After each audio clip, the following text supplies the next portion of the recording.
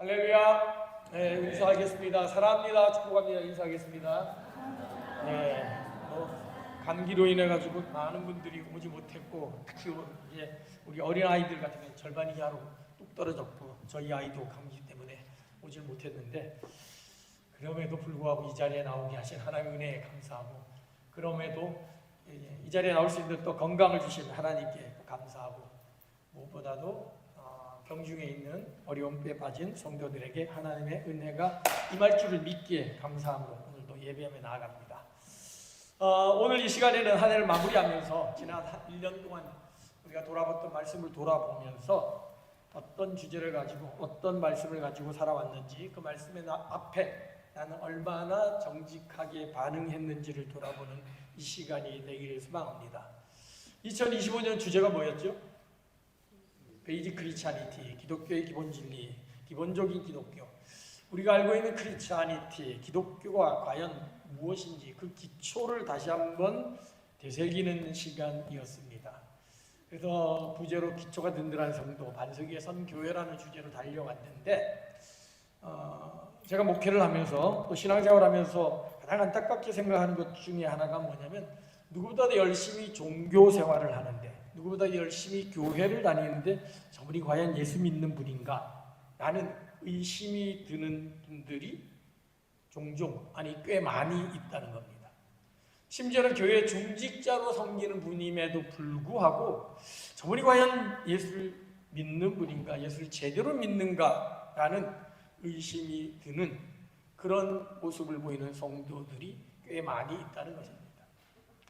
그러면서 동시에 제가 목회하는 지금 현장 이 서울 한인교회 안에서도 누구보다 열심히 신앙생활을 하고 봉사를 하고 헌신하지만 정말 그 믿는 대상이 예수 그리스도인지 하나님인지, 아니면 내가 만들어 놓은 어떤 우상, 내가 바라는 어떤 희망사항을 믿으면서 그것을 믿음이라고 착각하면서 살아오는 것은 아닌가 하는 그런 의심이 들기도 합니다. 물론 제 자신조차도 정말 나는 올바른 길을 걸어가고 있고 올바로 예수를 믿고 있는가라는 자기 점검을 끊임없이 하게 됩니다. 만약에 이러한 의심과 이러한 자기 점검이 없이 그냥 물에 물 탄 듯 술에 술 탄 듯 세월이 흘러가는 대로 물결 가는 대로 신앙생활을 한다면 어느덧 우리는 신앙인이 아닌 종교인으로 살아갈 수 있을 것이고, 우리가 믿는 믿음의 대상이 진리이신 예수 그리스도가 아니라 내가 희망하고 바라는 어떤 동경의 산물을 진리인 양 착각하며 살아갈 수 있다는 것이죠. 그러기에 우리는 늘 언제나 내가 믿는 기독교가 무엇인지를 온전히 깨달아야 되고, 그 기독교, 진리신 기독교를 믿는 사람이라면 어떤 모습을 보여야 되는 것인지를 점검해야 되고, 그런 그리스도인들이 모인 교회가 과연 어떤 공동체인지를 우리가 정확하게 알아서 그 모습을 이루어 가려고 노력하지 않는다면 우리는 그저 세상의 수많은 공동체, 수많은 이익단체, 수많은 클럽 중에 하나에 불과할 것이요, 아니 그보다도 못한 공동체가 될 수 있다는 사실을 심각하게 돌아봐야 됩니다. 제가 성경에서 보는 말씀 중에 가장 두려운 말씀 중에 하나가, 내가 주의 이름으로 선지자 노릇도 하고 내가 주의 이름으로 기적도 행하고 내가 주의 이름으로 귀신도 쫓아냈다라고 주님 앞에서 항변하는 자들에게 주님은 준엄하게 책망하십니다. 내가 너희를 도무지 알지 못하노니, 내가 너희를 도무지 알지 못하노니 불법을 행하는 자들아 내게서 떠나가라 말합니다. 주의 이름으로 선지자 노릇했다는 것, 목사로서, 선교사로서, 교사로서, 중직자로서 말씀을 가르치는 역할을 했다는 거죠. 주의 이름으로 능력도 행하고 구제되고 귀신도 쫓아냈다는 것은 그냥 보통 신앙생활이 아닌 남들보다 특별한 열심을 가지고 교회를 섬겼고 신앙생활을 하는 사람이라는 것을 알 수 있습니다. 그럼에도 불구하고 주님은 그들을 향하여 내가 너희를 도무지 알지 못한다. 귀신을 쫓아냈고 말씀을 가르쳤고 선한 일을 했음에도 불구하고 주님은 내가 너희를 도무지 알지 못한다. 불법을 행하는 자들에게서 떠나가라 라고 말씀하십니다. 과연 그 말씀 앞에 나는 얼마나 정직하게 나는 아니다라고 그렇게 대답할 수 있을까요? 우리는 그 모습을 놓고 지난 1년 동안 기독교가 무엇인지, 성도란 어떤 사람인지, 교회란 어떤 곳인지에 대해 살펴봤습니다. 오늘 한 해를 마무리하면서 다시 한번 내가 믿는 기독교가 무엇인지, 과연 그 기독교를 믿는 성도는 어떤 사람인지, 그리고 그러한 성도들이 모인 공동체란 어떤 곳인지를 정직하게 한번 우리 자신을 돌아보아야 될 것입니다. 성경은 이렇게 시작하고 있죠. 태초에 하나님이 천지를 창조하시니라. 태초에 하나님이 천지를 창조하시니라. In the beginning, God created the world. 하나님께서 세상을 만드셨습니다. 태초에 가장 근본, 가장 기초, 가장 시작이 누구냐? 하나님으로부터 시작되었다는 것이죠. 기독교의 기본은 모든 것이 하나님으로부터 시작됐다는 것을 분명히 전제하고 있습니다. 이 기초, 이 전제에 서지 않는다면 아무리 우리가 노력하고 아무리 애쓴다 할지라도 그것은 가짜에 불과합니다. 하나님이 시작하셨다, 하나님이 창조하셨다, 하나님이 시작점이라는 것을 분명히 깨달아야 된다는 것이죠. 흔히 이야기하듯이 무언가 새로운 제품을 사용하려면 그것을 만든 사람에게 가든지 아니면 사용 설명서를 보아야 그 제품을 제대로 사용할 수 있는 것과 마찬가지로 나라는 인간 존재가 어떤 존재이고 어떤 목적을 가지고 있고 어떻게 행복한 삶을 살 수 있는지를 올바로 깨달으려면 나를 만든 분에게로 가 물어보든지 아니면 그분이 설명해 놓은 사용 설명서를 볼 때 우리 인생의 의미와 목적과 행복의 비결을 발견할 수 있다는 것이죠. 우리가 성경을 보아야 되는 이유도 바로 여기에 있는 것이죠. 우리가 하나님께 기도해야 되는 이유도 바로 여기에 있는 것이죠. 우리가 하나님의 말씀을 읽을 때 비로소 우리는 어디에서 왔는지, 우리가 누구인지, 어디로 가는지를 정확하게 알 수 있다는 것이죠. 하나님이 시작입니다. 그런데 안타깝게도 우리는 하나님을 알지 못합니다. 왜 그럴까요? 성경은 분명히 그 원인에 대하여, 그 이유에 대해 기록하고 있습니다.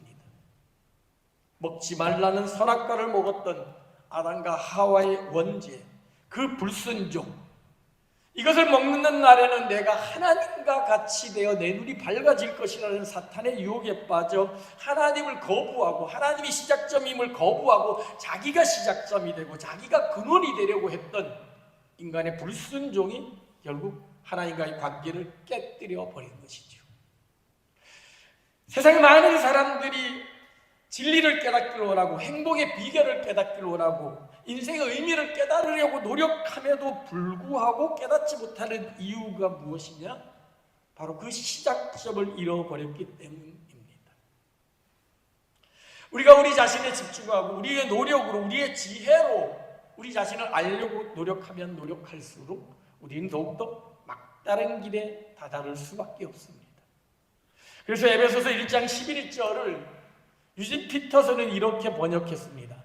오직 그리스도 안에서만 우리는 우리가 누구인지, 그리고 우리가 무엇을 위해 사는지를 알 수 있다.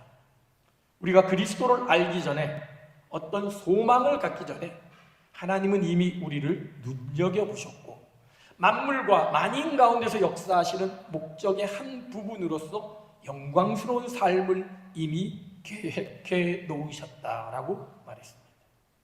오직 그리스도 안에서, 그 안에서만 우리가 누구인지, 우리가 무엇을 위해 사는지, 어디로 가는지를 알 수 있다는 것이죠. 하나님이 시작점이시기에 하나님이신 예수 그리스도께서 우리에게 그 길을 보여주셨다라는 것이죠. 로마서 8장 6절은 한 걸음 더 나아가 우리가 하나님 아닌 우리 자신에게 집중할 때 어떤 결과가 생기는지를 분명하게 말씀하고 있습니다.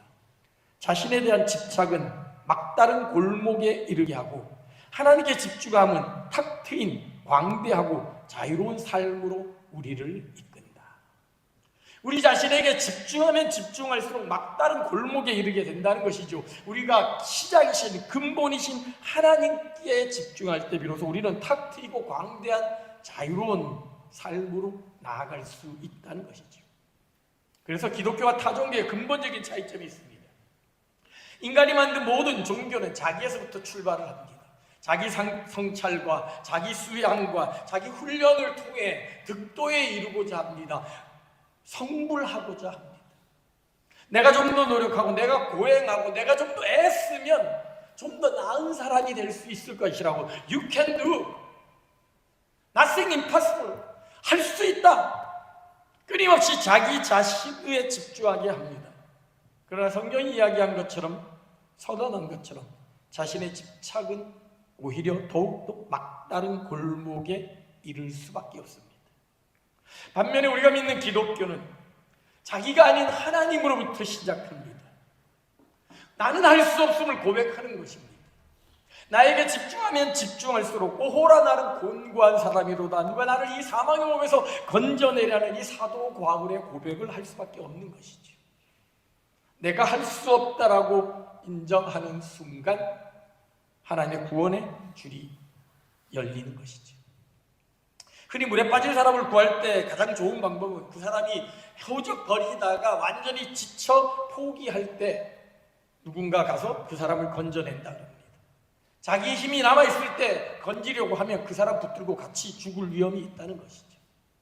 진짜 구원은 나에 대한 포기, 나에 대한 항복 선언에서부터 시작이 됩니다.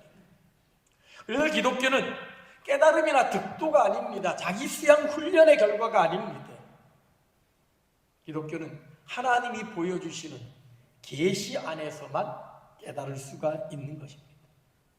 그러기에 성경은 깨닫는 것이 아니라 깨달아지는 것이고, 믿음은 믿으려고 애쓰는 것이 아니라 믿어지는 것입니다.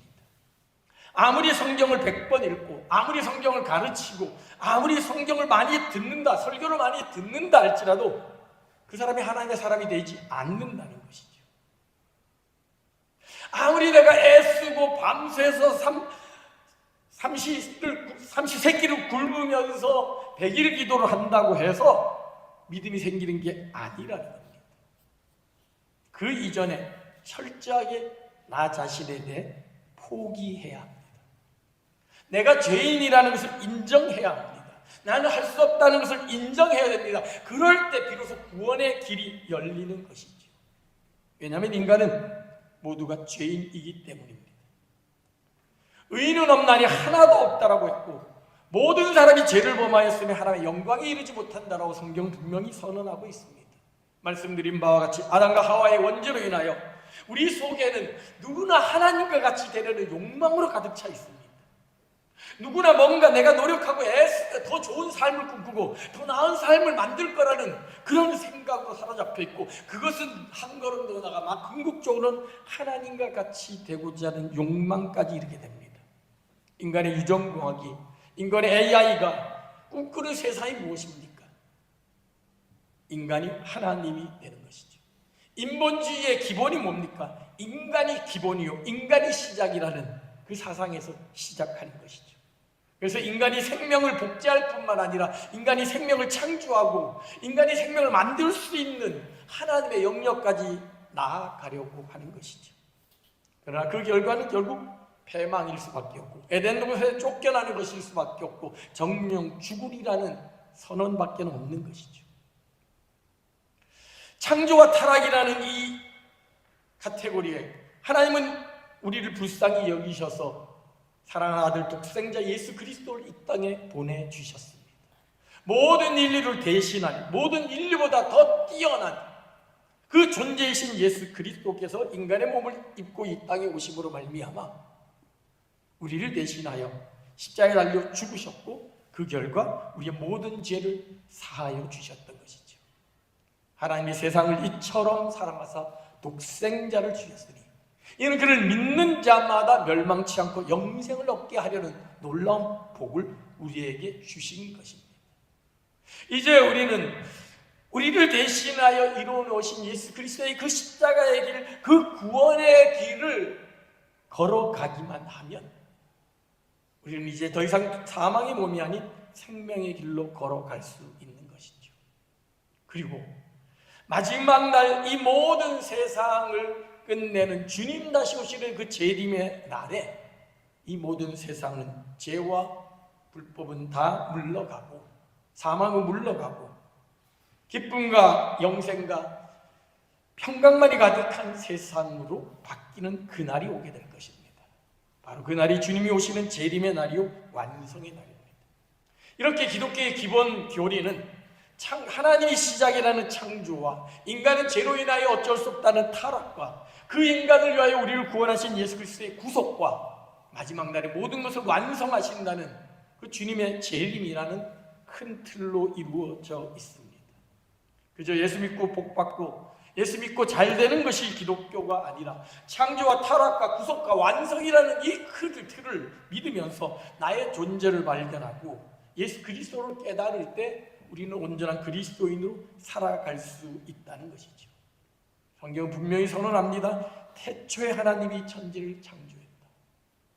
하나님이 시작점이기에 우리의 엉클어진 인생이 어떻게 새롭게 살아갈 수 있을까? 제대로 술술 풀릴 수 있을까? 하나님으로부터 돌아갈 때 가능하다는 거죠. 자, 그렇다면 하나님께로 돌아간 사람들은 어떤 사람일까요? 하나님의 구원을 받은 성도들은 무엇을 믿고 무엇을 위해 살아가는 사람일까요?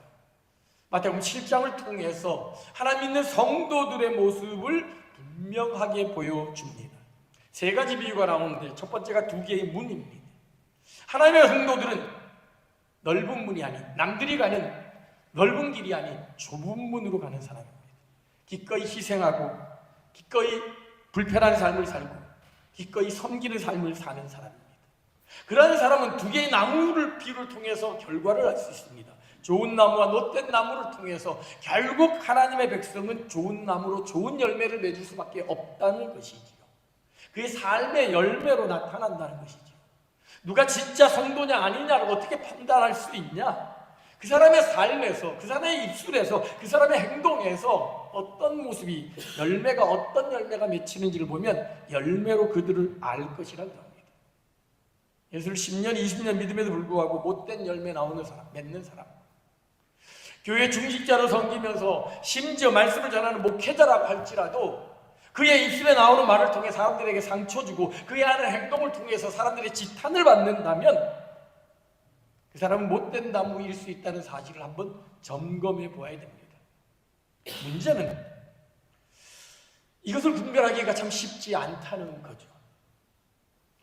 열매를 보게 되면 분명히 좋은 열매가 아닙니다. 향기 나는 열매가 아닙니다. 만나서 이야기하면 괜히 기분 나쁘고 불편하고 날 무시하는 것 같고 깔보는 것 같아요. 근데 누구보다도 예수를 잘 믿고 신앙생활 열심히 하고 헌금도 하고 막 그럽니다. 그 이유는 두 가지입니다. 가짜든지 아니면 미성숙하든지. 사실 목회라면서 가장 힘든 것 중에 하나가 이겁니다. 가짜면 쫓아내면 됩니다. 가짜면 불살라버리면 됩니다. 가라지는 불살라버리면 되는데 예수님이 말씀하신 것처럼 가만히 두어라. 그러다가 알곡까지 다칠 수 있다. 알곡과 가라지가 구분이 잘 안 되는 때가 있다는 거죠. 미성숙입니다.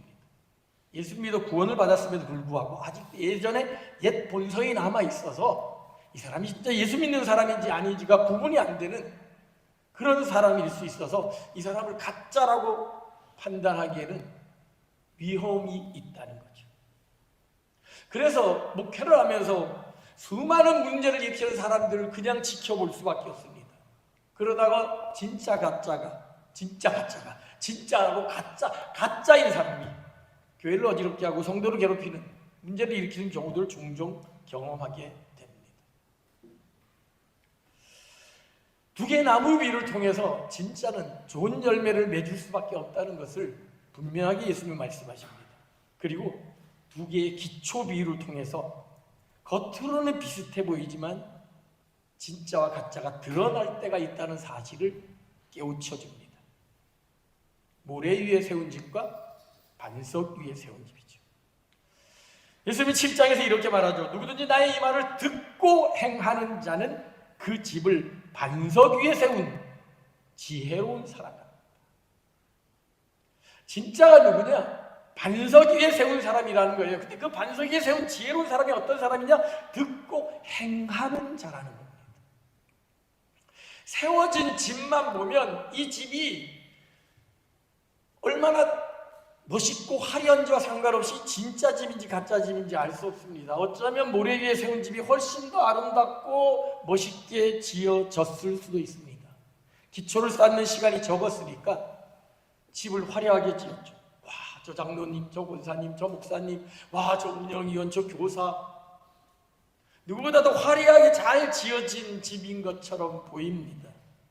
그러나 비가 오고 바람이 불면, 창수가 나면 모래 위에 세운 집은 결국 무너져 버리고 말게 되죠. 아무리 화려하고 멋있는 집이라 할지라도 기초가 든든하지 않으면 무너져 버리고 맙니다. 반면에 아무리 초라해 보이고 허술해 보인다 할지라도 반석 위에 세운 집은 어떤 풍파에도 흔들리지 않습니다. 그 반석 위에 세운 집이 어떤 집이냐? 말씀을 듣고 행하는 자라는 거죠. 사실 오늘 21세기 살아가는 우리들은 그 어느 시대보다도 말씀을 많이 듣는 시대입니다. 말씀을 쉽게 접하고 볼 수 있는 시대입니다. 종교의 이전만 하더라도 성경은 일반 성도들에게는 철저히 금지된 금서였습니다. 함부로 읽을 수도 없고 볼 수도 없었습니다. 오직 사제를 통해 해석된 말씀만 들을 수 있었던 거죠. 면죄부가 괜히 나온 게 아니었죠. 사제들의 말이 성경인 줄로 믿었던 것이죠. 그렇게 성경을 볼 수 없었고 들을 수 없었던 그때의 사람들과 지금 언제 어디서든지 성경을 보고 들을 수 있고 하루에도 TV만 틀면 인터넷만 열면 너무도 유명한 목사님의 설교들과 또 다양한 번역본으로 된 성경을 읽을 수 있는 이 시대의 우리들을 비교해보면 과연 우리는 그 중세 이전의 사람들보다도 훨씬 더 믿음이 독실한, 강한 그런 사람이라고 자부할 수 있을까요? 오히려 그들은 그 제한된 말씀을 듣고서도 말씀을 듣고 자신의 삶을 포기하고 희생하고 헌신하고 봉사하고 목숨까지 버려가면서 진리를 붙들었는데 오늘 그렇게 수많은 말씀을 들으면서도 말씀과는 전혀 상관없는 삶을 살아가는 우리들의 모습은 어떻게 된 것일까요? 듣는 것이 중요한 것이 아니라 행하는 것이 중요한 거지. 들음의 단계에 머무는 것이 아니라 행함으로 나아가야 된다는 것이죠. 젖이나 먹는 어린아이의 단계에서 벗어나서 이제는 그 음식을 씹어 넘길 수 있는 단단한 식물을 먹을 수 있는 단계, 말씀으로 연단받고 훈련받고 내가 듣기 좋은 말씀만 듣는 게 아니라 내가 편한 말씀만 듣는 게 아니라 힘들고 어렵다 할지라도 하나님의 말씀이기에 아멘으로 순종하고 그 길을 걸어가는 그 말씀을 행하는 사람이 되어질 때 우리는 반석 위에 지은 집으로 어떤 시련과 환난이 와도 흔들리지 않는 믿음으로 나아갈 수 있다는 것이죠. 주후 100년경 되었을 때 사람들이 교회로 몰려들기 시작했습니다. 교회 다니는 사람들, 성도들의 모습이 세상과는 너무도 분명하게 달랐기 때문입니다. 그들은 당당하게 외쳤습니다. 아니 보이지 않는 하나님을 어떻게 믿냐? 그들이 이야기합니다. 그 하나님을 믿는 나를 통해 보라. 그 하나님을 나를 통해 하나님을 발견할 수 있다라고 당당하게 이야기했습니다. 디오니소스 황제에게 보내는 편지라든지 초대교회에 쓰여진 수많은 편지들을 보게 되면 초대 그리스도인들에 대해서 묘사하기를 그들은 이 땅에서 살지만 하늘의 백성이다라고 그렇게 고백합니다. 그들은 로마법을 따르지만 그 법보다 높은 하나님의 법을 따르기에 기꺼이 손해보고 희생하고 헌신하는 삶을 살아갔다라고 그렇게 고백하고 있습니다. 그러한 소문에 수많은 사람들이 몰려들었습니다. 그러다 보니 그 가운데는 교회 문제를 일으키는 가짜들도 들어오기 시작했습니다. 그 가짜들이 교회의 지도자 역할을 하기도 시작했습니다. 마침내 사도들이 모여 가짜와 진짜를 구별하기 위한 지침서를 만들었습니다. 소위 말해 디다케라는 책, 제자의 가르침이라는 이 책을 통해 하나하나의 지침을 알려주었습니다.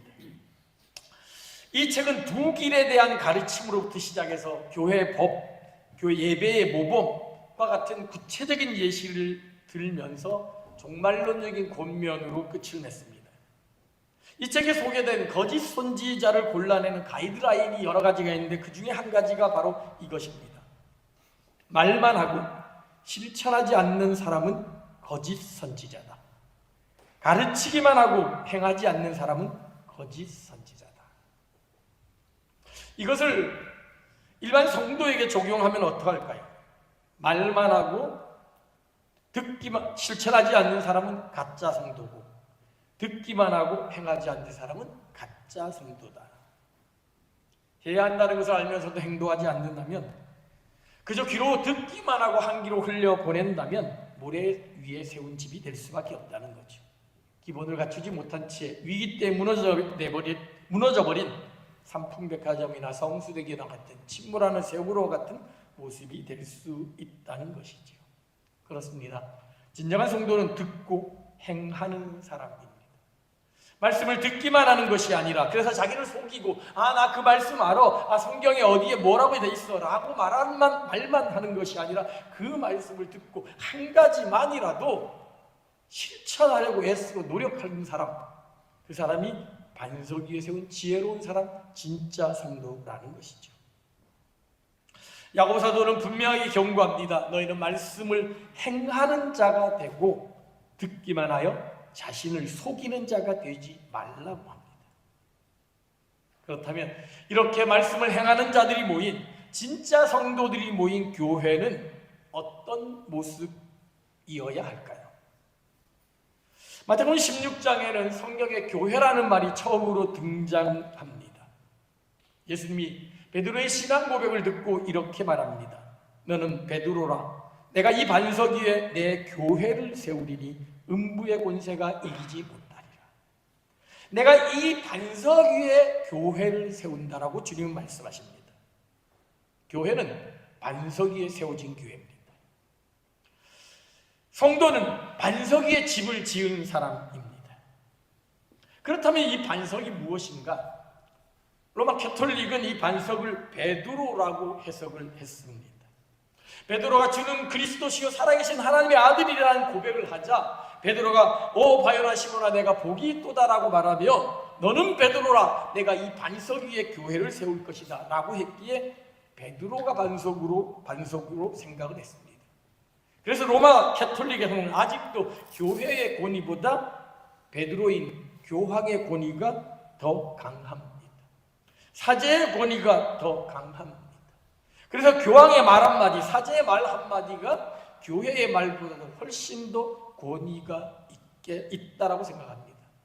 그러나 안타깝게도 그들의 해석은 분명하게 틀렸습니다.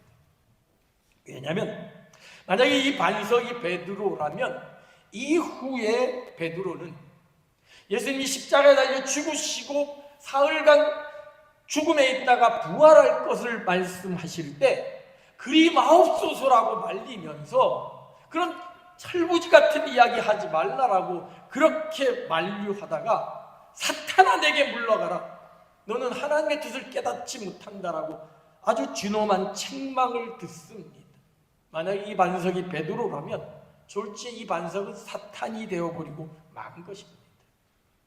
실제로 예수님께서도 이 고백을 할 때 바요나 시몬아 내가 복이 있도다 그런데 이게 네 말이 아니고 성령께서 너를 통해 이 말을 하게 했다라고 말씀하십니다.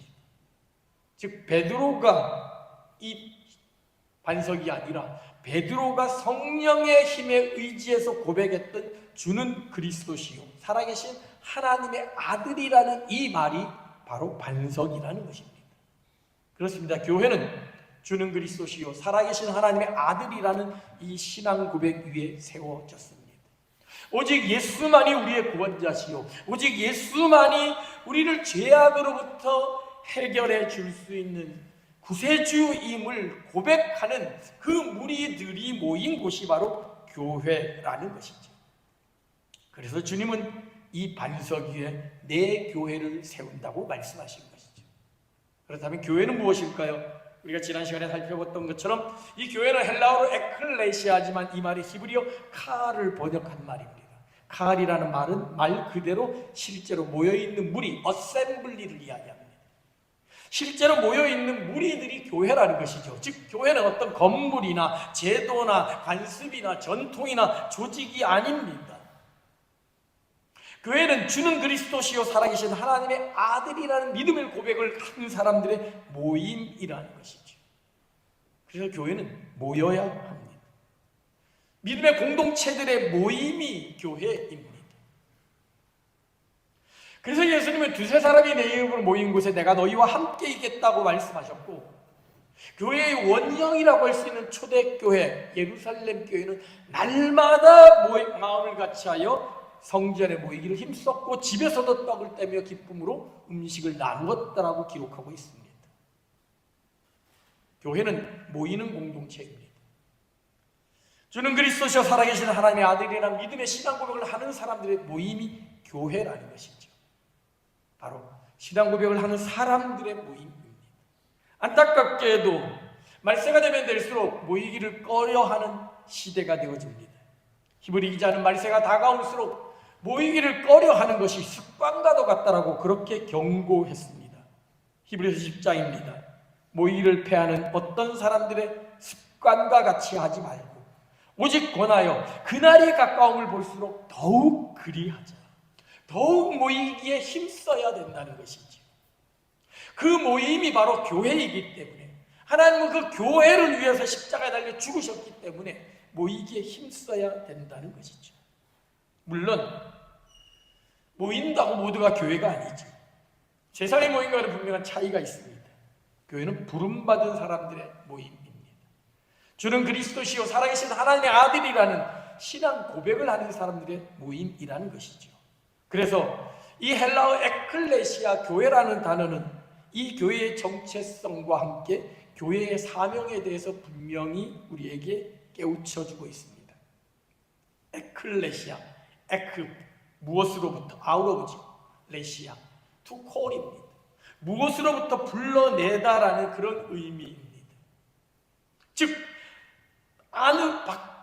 안에 있는 죄악의 구렁텅이에 있는 사람들로부터 밖으로 불러낸 사람들의 모임, 그것이 바로 교회라는 것이죠.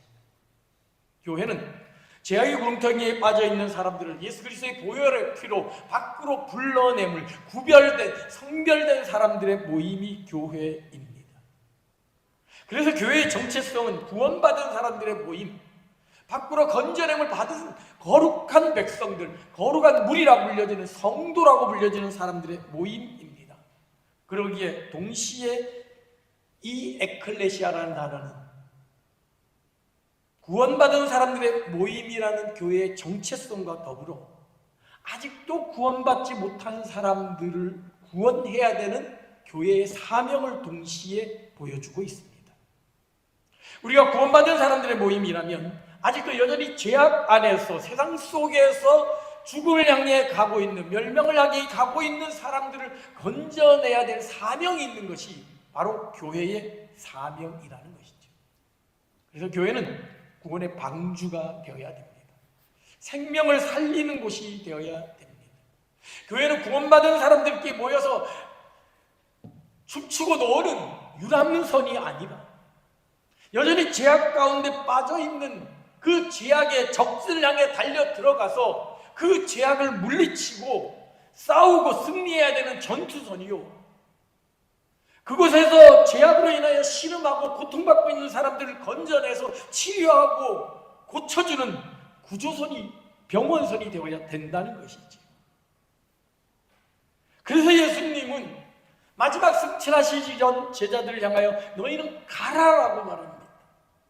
너희는 가서 모든 민족을 아버지와 아들과 성령의 이름으로 세례를 주라고 말씀하십니다. 그리고 승천하시기 전 예수님이 성령이 오시면 해야 될 사명들을 분명하게 말씀하셨습니다. 오직 성령이 너희에게 임하시면 너희는 가서 예루살렘과 온 유대와 사마리아와 땅끝까지 이르러 내 증인이 되리라고 말씀하셨습니다. 교회의 정체성이 구원받은 사람들의 모임이라면 교회의 사명은 아직도 구원받지 못한 사람들을 향하여 흩어지는 것입니다. 컴 스트럭처가 교회의 정체성이라면 고 스트럭처가 교회의 사명이라는 것이죠. 교회는 모든 민족을 향하여 나아가야 합니다. 교회는 땅 끝까지 이르러 복음을 전해야 합니다. 교회는 아직도 죄악의 구렁텅이에 빠져있는 그 속에서 진정한 행복이 무엇인지 진리가 무엇인지도 모른 채 갈 바를 알지 못하고 헤매는 사람들에게 가서 그들을 세상 밖으로 죄악 밖으로 불러내게 하는 사명을 가진 곳이 바로 교회라는 것이죠. 그런데 여기서 기억해야 될 중요한 사항이 한 가지 더 있습니다. 주님은 교회를 말씀하시면서 내 교회라고 말씀하십니다. 주님의 교회라는 거죠. 스톡홀름 한인교회 주인은 스톡홀름이 주인도 아니고 한인이 주인도 아닙니다. 스톡홀름 한인교회 주인은 주님이십니다. 세상에 있는 모든 교회는 예수님이 주인이십니다. 주님은 분명하게 이것을 선언하십니다. 이 반석 위에 내 교회를 세우겠다. 내가 주인이고 내가 머리이고 내가 으뜸이고 내가 모든 것을 주관하신다는 것이죠. 바울 사도는 이 사실을 분명하게 강조합니다. 에베소서 1자입니다. 또 만물을 그의 발 아래 복종하게 하시고 그를 만물 위에 교회의 머리로 삼으셨느니라. 골로새서에서 동일하게 이야기합니다. 그는 몸인 교회의 머리시라. 그가 근본이고 그가 죽은 자들 가운데 먼저 나시리요 천하 만물의 으뜸이라고 선언합니다. 그렇습니다. 교회의 머리는 주님입니다. 교회의 몸을 이루는 우리들은 머리 대신 예수 그리스도의 뜻을 따라야 되는 것이죠. 교회가 무슨 방향을 정하고 나갈 때, 어떤 계획을 세울 때, 어떤 행사를 할 때, 예배를 드릴 때 항상 우리는 주님의 뜻을 구해야 됩니다. 담임 목사가 뭐라 그러니까, 교회 장로님이나 권사님이나 중직자가 뭐라 그러니까, 운영위원들이 이렇게 이야기하니까 하는 것이 아니라 그들을 통해 말씀하시는 주님의 뜻이 무엇인지를 분명하게 생각하면서 그 주님의 뜻을 구하기에 노력하고 애써야 되는 것이 진정한 교회의 모습이라는 것이죠. 교회는 주님의 교회이기 때문에 그렇습니다. 스톡홀름 한인교회라는 이름으로 모여있는 우리들은 과연 이러한 주님의 뜻에 합당한 주님의 교회로서의 모습을 보이고 있는지 한번 우리 자신을 돌아보아야 될 것입니다.